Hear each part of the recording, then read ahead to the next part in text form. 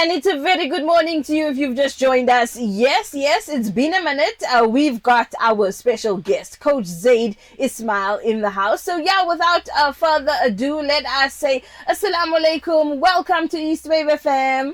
Wa alaikum assalam wa rahmatullah. How are you? Oh, we are good. Alhamdulillah. We are good and we are cruising through this week. How have you been and where have you been? I've been recovering from my own neglect. When you take yourself for granted and you forget that life is actually happening, you end up with some health issues that you don't see coming. So managed to nurse myself out of that now. So hopefully we're in a good space going forward. Great. We are so happy to hear that because we missed our weekly session last week and it was preceding Eid as well. We hope you had a good Eid. Yes. Yeah, no, it was quite a grounding experience, Eid. It was very good. A good way to recalibrate, I think. Yeah. And that, in fact, this time that I've had problems with my health, I think it was a good recalibration exercise for me. Yeah, I think, your health is something that we think we can just go and go and go until your body's like, I said rest. And then when you don't listen, it's like, I said. If you don't take the time off that you need, your body will. Yeah, your body will take it for you. So, Coach Zaid, on to today's topic. What are we talking about today? It's one of my favorites. Well, I've got a lot of favorites, but this one here particularly because there's so many people that talks about boundaries. Yeah, We need to draw boundaries. You need to have healthy boundaries. I need to establish boundaries with my parents and my partner and my children. And let's see what we can do with this topic today because boundaries is something that is so opportunistic that it causes more problems than the solutions that it's supposed to actually give us. Really? Yeah. I thought boundaries were there to solve problems. That's what everyone thinks, to keep right? problems out. Yeah, but it depends on how you go about establishing those boundaries because most people do boundaries because they're defensive and they're protecting their space and they're not allowing people to take advantage of them and all of that. Yes. That's all defensiveness. And if you're defensive, you're in a victim headspace. Okay. And now you're using boundaries as your weapon because you're feeling victimized. All right. So what is a boundary? Let's define boundaries.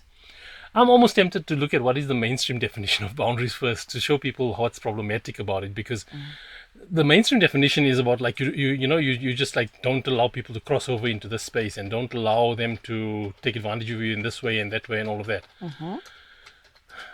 I don't see that working out very well in most cases because what it does is it creates some sort of comfort and safety for the person who's establishing the boundary.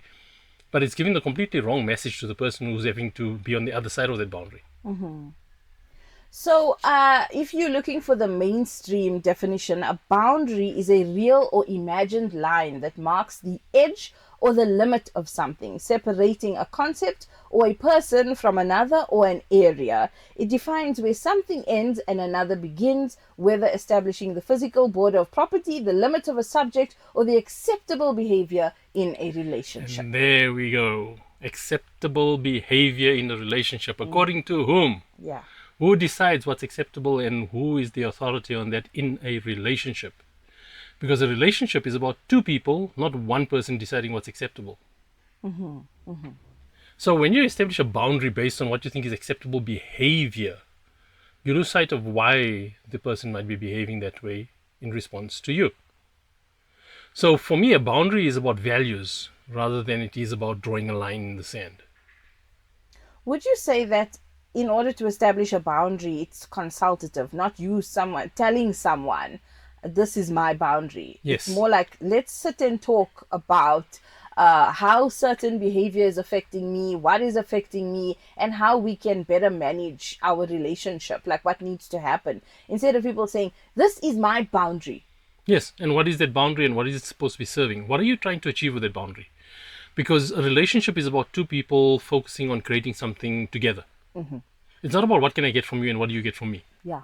That's transactional and that is not sustainable and that is not going to lead to fulfillment because it's always going to be a scorecard, right? I do so much for you, but you don't do enough for me. Yeah. But no one considers what it takes for each person to do what they do for each other, right? Because each person has a life beyond the relationship. But now you're not going to consider the life beyond the relationship and what demands that's placing on each individual in the relationship if you're only going to focus on boundaries in the relationship. Yeah.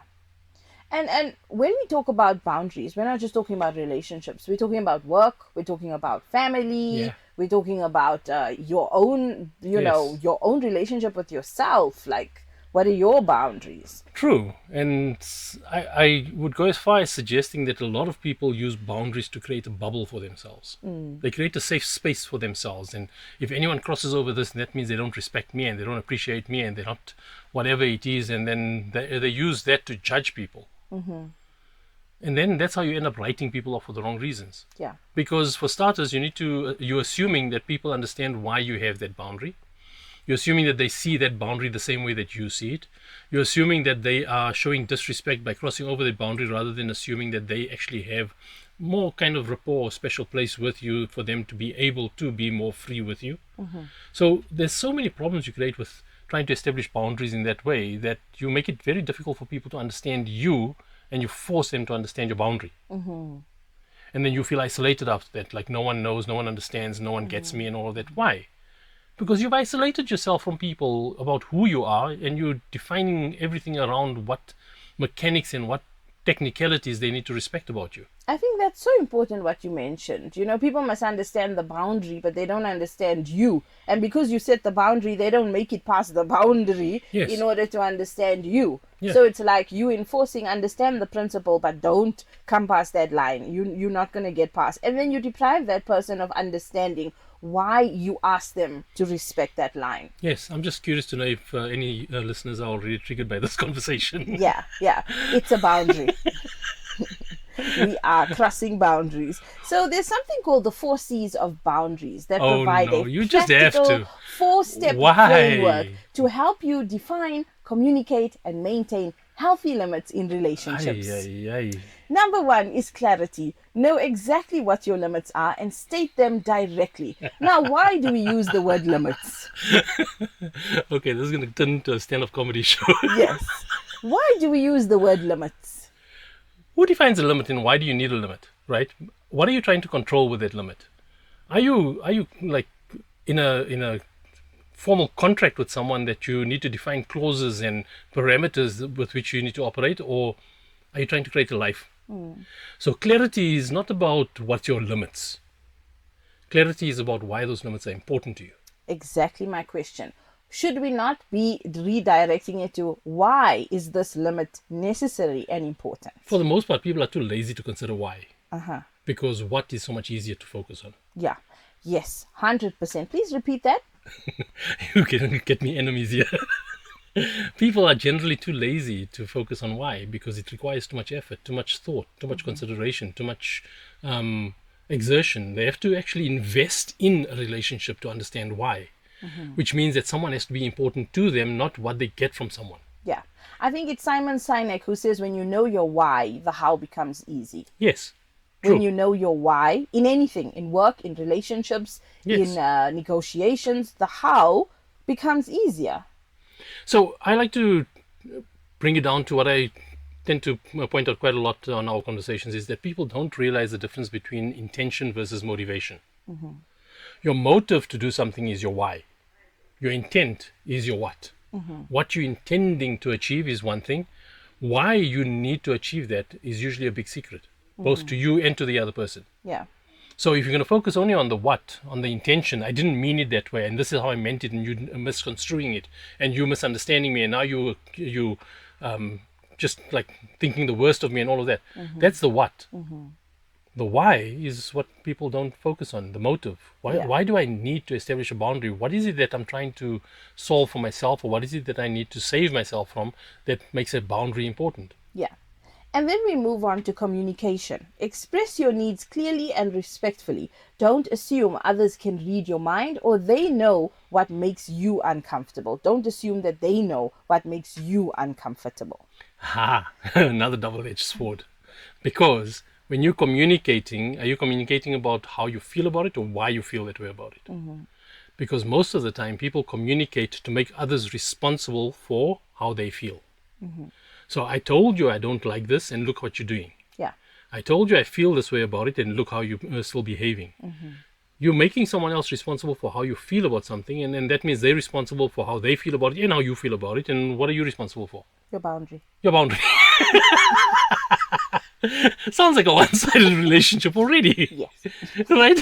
So why is it important to you? Why do you feel that way? And are you willing to consider whether or not maybe the way you feel is because your perspective on it is actually distorted? Yeah. You have a bias, you have a blind spot, you have a prejudice about it because of some past experience that's not even relevant to the current experience anymore. And thereby making the other person responsible when they are coming in there blind. Yes. Like, now you want me to adopt your issues and my issues. I'm not even dealing with me, now I must deal with you. Yeah. And now you want a boundary? No, I think it's the other person who needs a boundary. And then we move on to consistency. From communication, we get into consistency. Hold your boundaries reliably. A boundary loses its power if you let it slide even once. People learn to respect limits when they are enforced regularly. Oh yeah, that sounds like a very militant way of approaching life. Yeah, and a recipe to lose people. Yes, because if I believe that someone is close to me and I'm close to them, and we have like a really close, good understanding as a relationship, and they start treating me with boundaries, I'm like, what the hell? I'm not a stranger. Yeah. Because when my boundaries were crossed because I understood what you needed, then it wasn't a problem. But now when I need more than what your boundary is allowing, now suddenly I'm a problem. Yeah. So this consistency is also, again, it must be values driven. Yeah. What's the value that you're upholding in the consistency? Because you can't have the same value system. Well, let me rephrase that. It's not about the same value system. It's about the same kind of level to which you practice certain values with strangers versus acquaintances versus friends versus family versus partner. If anything, the consistency should be in the value system. Exactly. So how you treat a friend is going to be different to how you treat an acquaintance. It's going to be different to how you treat a professional acquaintance. Yeah. But if you don't recognize the differences, you're going to approach all of it as if you have a personal boundary and all of those people must respect it the same way. Yeah. And I think the consistency here, people are more focused on maintaining the boundary than they are in maintaining the belief system. Yes. And what does it cause? It causes you to lose sight of what's happening in the present moment, who you're with, who you're speaking to, what's the context within which you're engaging. And that is the absence of mindfulness, because you're so distracted by defending your territory and protecting yourself that you don't recognize that someone is actually trying to help you. Yeah. Now they say you should have courage. Stand firm in your self-worth. It takes courage to set limits, especially if you have a habit of people-pleasing. This also involves enforcing clear consequences if the boundary is repeatedly crossed. Sorry, but courage is such an interesting one, because courage, people think courage is about how you fight through fear and all. It's not. It's about conviction. How much do you believe in what it is that you need to do versus what is it that's threatening your ability to do it? Simple. So now if you want to have courage, we want to have courage in what we stand for. Yes. But here's the thing, right? If you're establishing your boundary in a defensive position and you're already in a victim headspace, you're not having courage. You're defensive. You're fighting. You're finding a fight in everything. You're turning every person into a persecutor, into an oppressor, into someone who's trying to traumatize you or someone who's trying to take advantage of you. And the victim headspace is the most oppressive headspace, both for the person who's in the victim headspace and for the people around them. Yeah. Victims make the worst oppressors. Look at every single person who is so abrasive and aggressive and violent. It's because they are preemptively protecting themselves from what they think someone is going to do to them because of what happened to them in the past. So they never recovered from their past experience, and now they turn every future experience into an opportunity to get even. And then innocent people become oppressed by someone who actually ironically thinks they're the victim. Exactly. It's such a sad thing, because I mean, I'm making light of some of these things, but it is so destructive to relationships when you approach it in such an analytical and kind of rigid way that you don't realize that the entire focus of a relationship is to have fluidity and harmony and joy in life. You don't get joy from predictable spaces. Yeah. That's boring. Yeah. You get joy from spontaneity, and spontaneity can't be established if you have rigid boundaries around you all the time. Because then they must approach you the way you need them to approach you. They must appreciate and respect your space the way you tell them they must respect your space, not the way they are inclined to, or what their natural disposition is, or what their personality is. So now you're just creating all these unnatural states around you, and you're saying life sucks. Yeah. And then people turn it into, I have no joy in my life. It's like everyone stays away from me. But then you're not looking at your boundaries that you've asked them not to cross Yes. and made yourself unapproachable to people. And sometimes that boundary is not necessarily communicated verbally. That boundary is communicated in how you react to people. I think that's a very important one, is that boundaries are not always communicated verbally. Yes. How would somebody, for example, how would you know a boundary without talking to someone? Give us an example. If I try to make a joke with someone, they look at me funny. That's such a bad moment. Right? It's like, who are you to be so familiar with me? Yes. Right? So immediately I know that they want me to be familiar with them. So the next time I see them, I'm not going to have a sense of humor. I'm going to be very straightforward, to the point, and businesslike about my approach. And then they're going to look at me like, why are you so serious? Why? Yes. Because you just, like my last experience with you, indicated that you have a boundary. You don't want to be familiar with me. You want to be very businesslike with me. Yeah. And that deprives you of experiencing people around you in their joyous state. Yes. And then bringing joy into your life, because we all exchanging, we exchanging energy, we exchanging states all the time, and we impact people whether we like it or not. Absolutely. Whether we like to admit it or not, because it's happening. So just to demonstrate the point, let's see how easily something as simple as that example about, I try to joke with someone and they respond to me in a funny way. How that plays out, right? From my side, it automatically assumes that I need to establish a boundary about who I'm going to joke with. Yeah. So again, I'm restraining myself now, because now I need to be cautious. I can't trust people to receive me the way I'm intending to be received. Yeah. Making you conscious of something you weren't conscious So now of. I end up overthinking something that just previously was a spontaneous act. Yeah. I'm just being light and jovial about life, and people are taking it the wrong way. So I need to check myself, because my sense of humor is not appreciated. Yeah. Maybe you're not that funny. Right. The other thing is, the moment I make it about me, I don't even consider that the other person might have been having a bad day. Yeah. So if it's someone that I know, or someone that I've got some sort of familiarity with, and I see they respond to me that way, I can either assume they're being full of nonsense with me, or I can think like, hey, what's going on? You're not normally like this. Is everything okay? Yeah, and what's the harm in asking Exactly. after the interaction? I think there's a lot lost in presumption and assumption, Absolutely. Like, pick up the phone and be like, hi, how's it? I saw you earlier. How was it? I just want to ask, are you okay? Yeah. Because I noticed that, I don't know whether I made you uncomfortable or you were just having a moment, but that check-in is like, wow, someone actually noticed. What if that person's waiting for someone to actually, they say, not you must reach in, because not everybody is ready to reach out all the time. Yes. So reach in. What's wrong with reaching in and saying, are you okay? It reminds me of the story I once came across. It's about someone who was heading towards the bridge because they wanted to commit suicide, right? And they were going to jump off. And as they were walking to the bridge, there was a stranger that walked past them and smiled and greeted them. And that gave them reason not to. Wow. Because they left home thinking, if no one smiles at me today, that means there's no point to life. Wow. Right? Because they were already in a down and out space. And that's why I'm saying, if you're going to restrain yourself from being spontaneous, but being mindful, sensitive, considerate, but being spontaneous, you're denying someone else something that they don't know they need. Yeah. And vice versa. So when you establish boundaries, you're turning all of that spontaneity and all of that flow into something rigid. Yeah. And rigidity doesn't feel good. Rigidity might give you a solution to one problem now, but it creates 10 problems down the line. And the worst thing you can have as a human is to be inflexible, because everyone is different. And we all say everyone is different, but we all want everyone to behave the same way. So true. So boundaries, convince me that boundaries, the way it is being practiced and preached out there, convince me that boundaries are actually solving problems for us instead of creating bigger problems for us. So how do we how do we know that we need certain types of boundaries? How do we know it's a healthy thing and we need it? What would be the signs? We need to be willing to have a meaningful conversation with the person who's constantly crossing that boundary for us. If we feel as if someone is just being insensitive towards something that's important to us, we need to take the time to explain it to them, right? And then we need to also accept that maybe they don't believe that is as important as we believe it is. And that's okay. But it doesn't mean that one person has to get their way.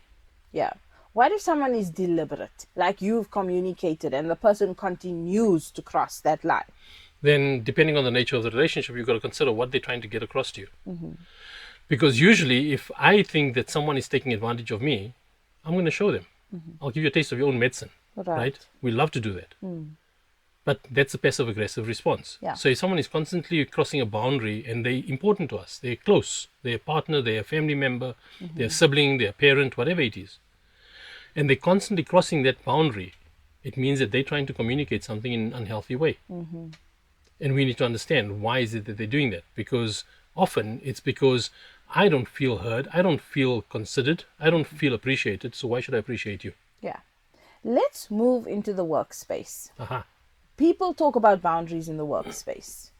We're around, we spend time with each other. It is a lot of information sharing, sometimes getting too comfortable. Professional boundaries. Yes. What do professional boundaries look like? Now, in the workspace, you have to respect the fact that you are part of someone else's power structure. And you're operating in someone else's value system, right? The company value system is not going to align with your personal value system.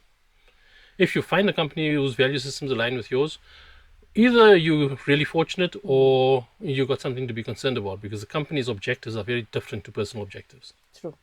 So what the company preaches as their values is not going to be held clearly in place if that value system in a specific scenario is going to compromise the bottom line. And that's where it gets tricky. So you need to understand what you're going to work for, what are you looking to get out of it, and how much of it is supposed to reflect who you are as a person. Yeah. I always say that you have a problem if you go home and your kids know the name of your colleagues and the boss that makes you angry, and they get angry when you say the name. And like, I feel like I've always said this, even like throughout the day, and I'm like, you have an issue if you go home and your kids know the names of the colleagues who trouble you, and that's dinner table talk, like, you know, the focus shifts. Because why? You also are not exercising proper mechanism when it comes to boundaries. Like, why you take your work home, like you don't take your work home. Which brings me to my other favorite topic, work-life balance. Ish. Work-life balance, for the most part, is a myth. And the reason I say it's a myth is because people try to separate work and life. You can't. But not in the way that they might assume I'm saying it. You're one human straddling both domains, which means that who you are as a person, your emotional capacity is the same emotional capacity that is available to both those domains. So if you go to work and you feel consistently undermined, you can come home and you can switch off from work, but if someone undermines you at home, you're going to snap because you've had enough of it at work. Yeah. If you feel disrespected at home or unappreciated at home, and that consumes that capacity of yours to tolerate that ingratitude towards you, you're going to go to work, and guess what? You're going to be that abrasive employee who finds a problem with every single person that doesn't consider your mandate, and your authority, your space, your role, your effort, your delivery, whatever it is.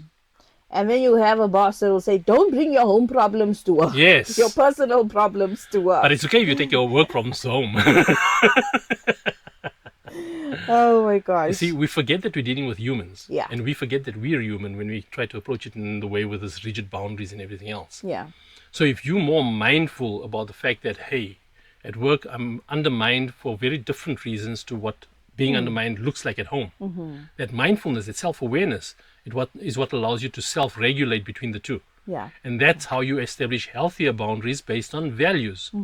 Because what being undermined at home looks like is very different to what being undermined at work looks like. You know, you mentioned the word self-regulation. Yes. What is self-regulation? Self-regulation is what you achieve when you get over the allergy of accountability. So impossible. Self-regulation is about how you take accountability for how you show up. Yeah. Right? I'm angry. Okay, why am I angry? And is the person I'm angry at, do they deserve it? Are they the reason for my anger, or are they just one of the symptoms that I'm angry about? Yeah. Right? Yeah. People really get to that point. Yeah, because they're so focused on rigid rules and boundaries. Yeah. So self-regulation is about who do I want to be rather than who do you deserve me to be. Ooh. Aina, can all the people who are triggered please drop us a message right now? I don't. I think we're being blocked. They've changed the station. Think about it.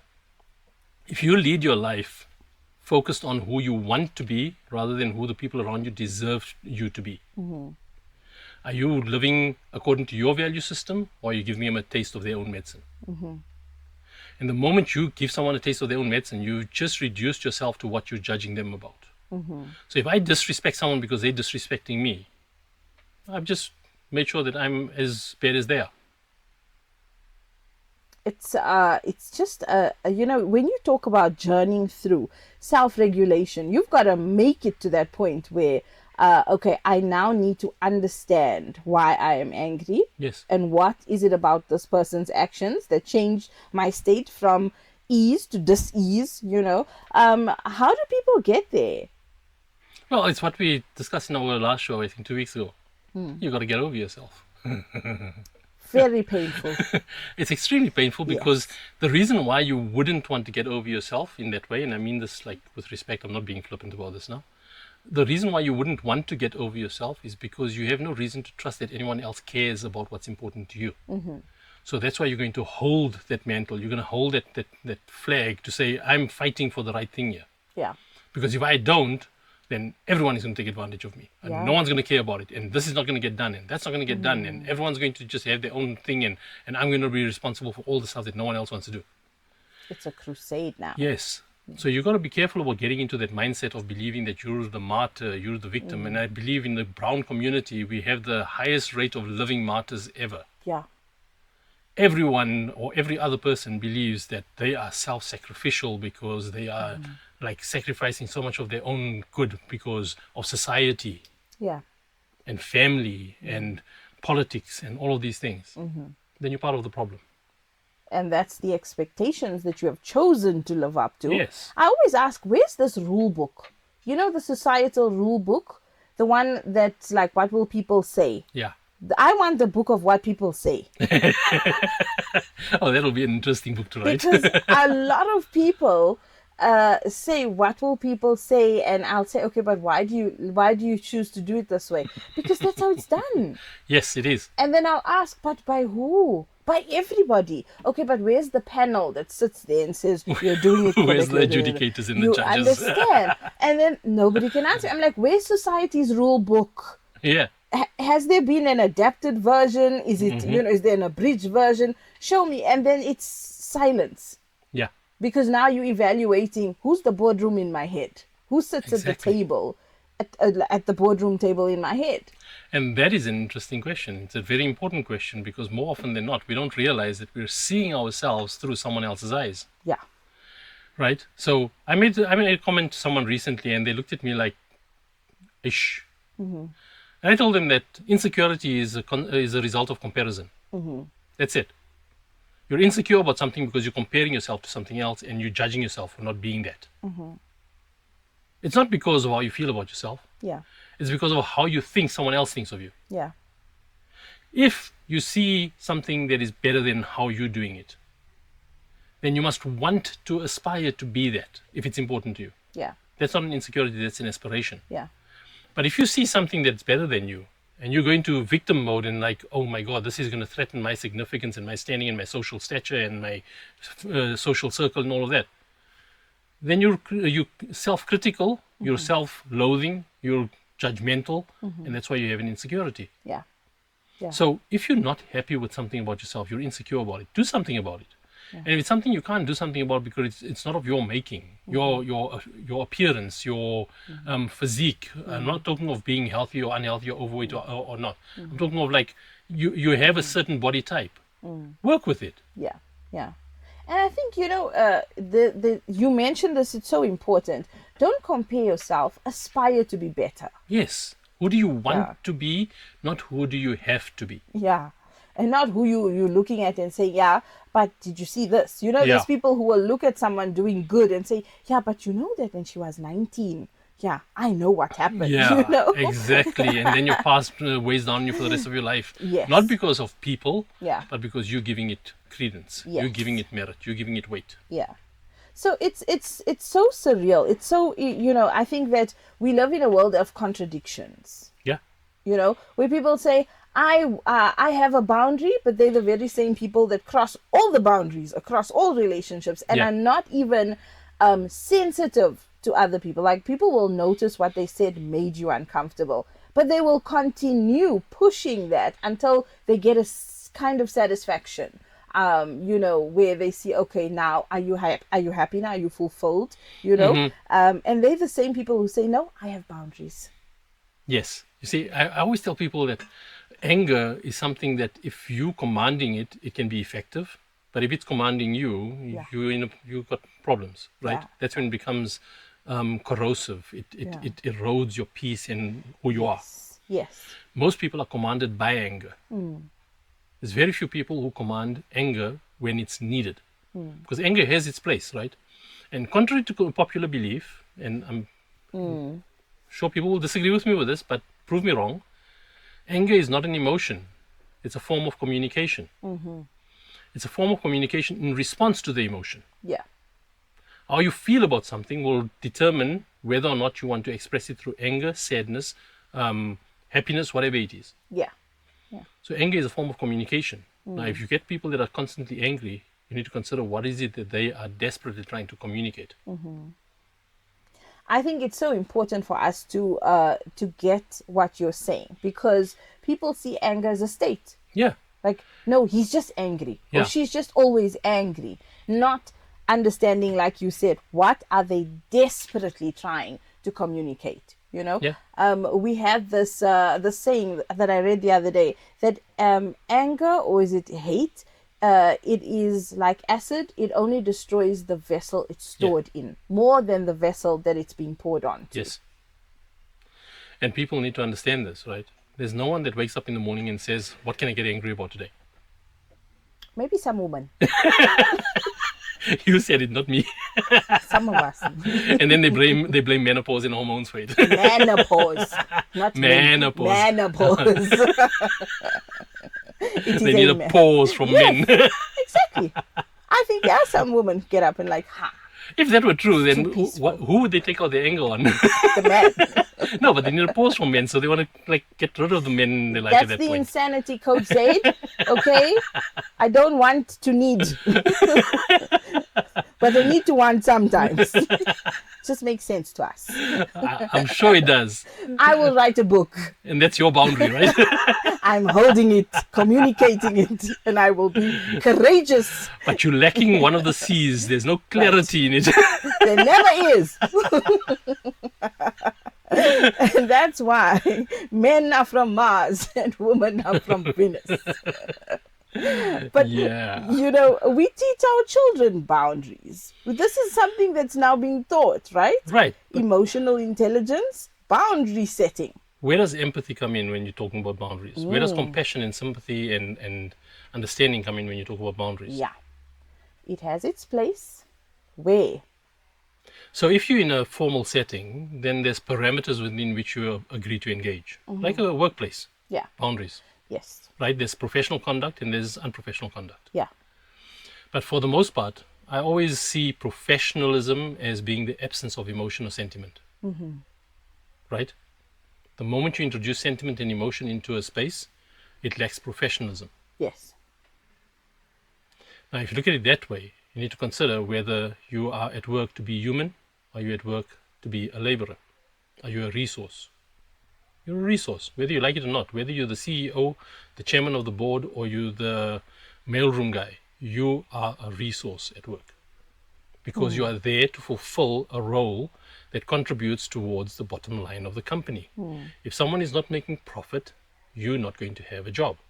Simple. In your view, which organization succeeds? The first or the latter? The organizations that succeed sustainably are the ones that strike a balance between recognizing the humanness of their resource pool while leading them to take accountability for their output. Right. So it's a healthy balance. Yes. So it was something that, strangely enough, Netflix came up with many, many years ago when they were originally founded. One of their principles, the HR principles, was that they only hire fully formed adults. If you're not a fully formed adult, they don't hire you. What does a fully formed adult look like? Someone who can be left to produce the goods without being micromanaged. Right? And they had it to the point where they were willing to allow people to decide when they wanted to take leave, how much leave they wanted to take, provided that what they were there to produce was produced. Yeah. End of story. That's a fully formed adult, someone who takes accountability. So if you are allergic to accountability, you're not a fully formed adult. Simple. And I think there was a movie about Google as well, Yes. about the working conditions at Google that left us all going, what? You can have a nap at work? You could have pool tables? Yeah. You could just put your stuff down and anytime take lunch? We are the mice. We Yes. know that it's your 8 to 5, 8 to 10, this is what you do. 10 to 10:15, go breathe. Yes. 10:15 to 1 o'clock, you are on the ball. And then you're on the hamster wheel. Yeah. 1 to 2, again, go breathe. If you're lucky to get 1 to 2, Yes. because some people are like, no, 1 to 1:30. And then from then till 3 o'clock, 15 minutes, breathe. And Yeah. then till 5, pull it. We've been so conditioned Yeah. in that way that these concepts are revolutionary and almost like taboo. Like, oh, Right. And what I'm talking about with Netflix, I think, is from the early 2000s. jeez. Right? So we're talking of 20-year-old Yeah. thinking that is still not taking hold. Yeah. It's like I read an excerpt from a book called Maverick, where there's also this company, I think it's in Argentina, if I'm not mistaken. They were specializing in water pumps and things like that, but industrial scale stuff, right?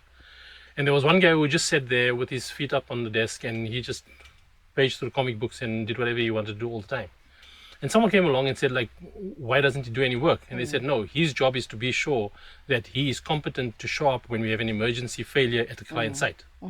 As long as he's competent to show up at the client site when we have an emergency failure on like a major industrial scale, we don't have a problem with him. Yeah. Wow. That's what we're paying him for. Right? And that's the thing. Now, you're not going to establish that if you're going to have boundaries that micromanage human beings out of being adults and into being submissive resources. Yeah. And that's why I asked which company succeeds, because there has been an evolution in, they say millennials now. Try, emotional intelligence in the workplace. That's another topic we'll need to cover. Because job hopping, it's gone from we need to be in a job for 40 years and we need to stay there to, listen, I don't like the way you talk to me. Yeah. All right. And this is not good for my mental health. I would rather starve. Yeah, right. Out the door. Until you start starving, then it's like, please take me back. Yeah. And then it's like, can I work remotely? Yeah. I Be don't careful wanna about your engage with idealism, you. right? Yes. But here's the thing, right? And this is going to be another contentious point, but let's just say it anyway. How many people do you meet who are happy to work for an Indian boss? Yay, there's a saying about that. Right. Why? Because generally in our community, and I'll say this out loud, I've said it before, we have an endemic problem of insecurity. Yeah. We are insecure by nature because we are defined by how it is that people comply with what it is that we expect from them. That word, comply. Yes. Wow. If you don't comply, you're disrespecting me. You insubordinate. You're insubordinate, all of those things, right? Yes. And that's why you get, it's like a common trope, but it's a common kind of theme, that in the vast majority of Indian-owned businesses, you'll get them screaming at their employees in front of customers just because they want to make the customer feel as if they're on their side. I'm a victim. Right? and it's like, Yeah. how can you have ethical leadership if you don't have a fully formed adult leading? And it's tying back to what you said. Imagine if we left individuals who are fully formed adults to do it the way that they are comfortable doing. You meet Yes. the bottom line, but we don't dictate the how. Yes. I mean, imagine how amazing that company will do. And those companies are the ones that thrive. It's called, it's a concept I came across in the 80s, or the 90s, early 90s, I'm showing my age. Right? I attended this conference once and there was this hippie guy that walked on stage and he presented this paper on leadership by facilitation. right? And talks to the boundaries thing, right? So just bear with me. Leadership by facilitation is saying that you trust that you have fully formed adults working for you. You're going to give them what your objectives and outputs are intended to be. How they go about achieving it is their accountability, and they'll be rewarded or penalized for reaching or not reaching that. But how you compromise or how you negotiate what those outputs are supposed to be has to be within reason that is reasonable for them as well. They must believe that it is achievable. Right. But if you can set up some arbitrary goal that is not achievable just so that you can make sure you don't ever have to pay them incentives, then you're not being honest, and that lack of honesty is going to be returned in them taking advantage of every chance they get. And who suffers? The company suffers, right? So the strategic business person is the one who understands this, so that he makes sure that he has people around him who are committed to the same vision he has for the business. But if his vision for the business is just to profiteer, then he's not going to treat his staff as if they are actually humans. He's going to treat them as just low-paid resources, laborers who need to do everything that he says because he's the boss. You know, it reminds me of this story that I love to use for motivation. This guy walked out of his company, he went on his lunch break, and he sees his boss standing next to a Lamborghini. And he says, "Boss, I love your car." Yeah. And the boss says, "Yo, if you work hard, if you do overtime, if you arrive early, if you exceed your targets, if you committed, my friend, even over the weekends, with or without pay, next year I can buy myself another one." Exactly. And the guy's like, "Joe, now I'm not feeling it," you know.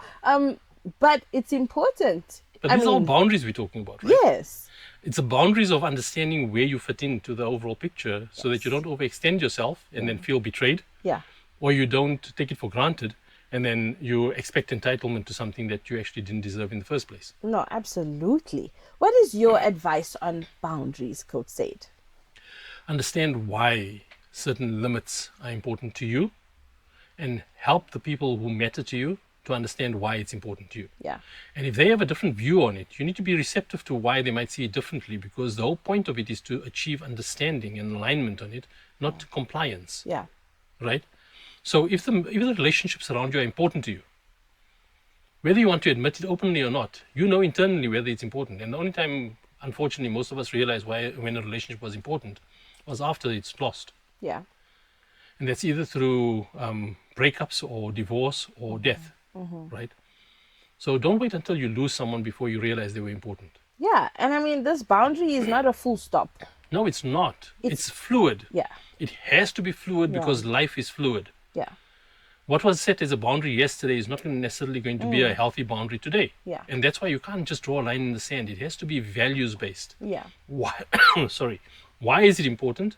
And why it's important is something that both people have to subscribe to. Yeah. They have to appreciate why it's important. Yeah. And that's where you get into what is going to be our next topic, I think, is value systems, and whether your value systems are the same or not. Yeah. Most people assume that everyone around them shares the same value system, and that's why they have so much contention, because they judge each other as if there's willful compliance or willful kind of rebelliousness against the value system. Yeah. Again, it's boundaries, right? How clearly you communicate in what it is that you aspire to achieve and all of that. If the people around you don't understand why that's important to you, you can't expect them to subscribe to it or to support you with it, or to support you in the way that you want to be supported. Yeah. And more often than not, we're supporting people the way we want to support them rather than the way they need to be supported. So we're far off the mark, right? And the mainstream mental health tropes out there is just causing more problems than anything else. Yeah. So we need to unlearn some of this nonsense that we've been taught about lines in the sand and boundaries and toxic this and cut off that and all of that. Because that is not building a cohesive, harmonious society. If anything, it is destroying us. And in the destruction, we're finding unhealthy coping mechanisms that's creating even bigger problems. Today I have learned so much. Today I am a student. I've been sitting here and I have been listening, and you know what? I've learned that a boundary is something that if you care about somebody, you're going to talk them through the why. You're going to understand why. You're going to understand why they want the boundary, why you want the, you're going to help each other. You're going to facilitate Yes. the understanding to get to the other side. Because if anything, boundaries stop people from meeting on the other side. Exactly. In fact, it stops people from seeing Yeah. the human in each other. Yeah. And that's how we become so defined by the roles that we play in each other's lives that we don't see anything more than that. Yeah.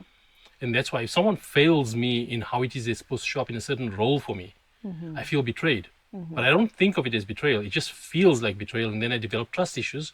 And people, and even myself, don't know why it is that I find it difficult to trust people. This has been such an awesome learning experience. I don't know what Alhamdulillah. happened with your health, but you are back. Recalibration. So, yeah, and it helps. We are so happy to have you back. And thank you for making us better people, one session at a time, and for also schooling us, because sometimes we need to sit down and be like, yes, that's me, even though, yeah, that's me. Yeah, but I won't say it out loud. You'll never hear me say it. So, awesome. We will be back next week with you, Coach Zaid. Jazakallah khair. And next week, we're talking about value systems. Yes, and it's specifically value systems. Well, not specifically, but it's definitely going to focus on value systems between spouses, partners in a relationship. Because one of the biggest things that trips up marriages Yeah. is that they work with the assumption that they both share the same value system. Yeah. And you don't. There's no two people on earth that have the same value system. And we'll hopefully unpack that next week, inshallah. Yeah. Before I get into it now. And then, yeah. No, this is my boundary. So much. We're not talking about that today. We'll talk about Right. it when the time is right. You are courageously, clearly enforcing your boundary. Thank you so much, Coach Zaid. Back with you next week. Jazakallah khair. Assalamu alaikum wa rahmatullahi wa barakatuh. Wa alaikum assalam wa rahmatullah.